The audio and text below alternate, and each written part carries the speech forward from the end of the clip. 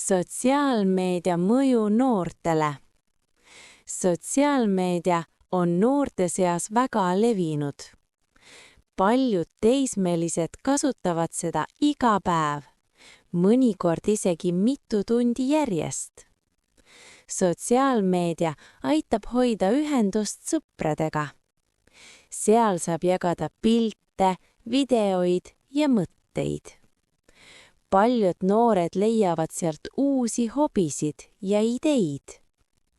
Sotsiaalmeedial on ka positiivne mõju. Noored saavad õppida uusi oskusi. Nad saavad jälgida oma lemmikloojaid. Nad saavad osaleda aruteludes ja projektides.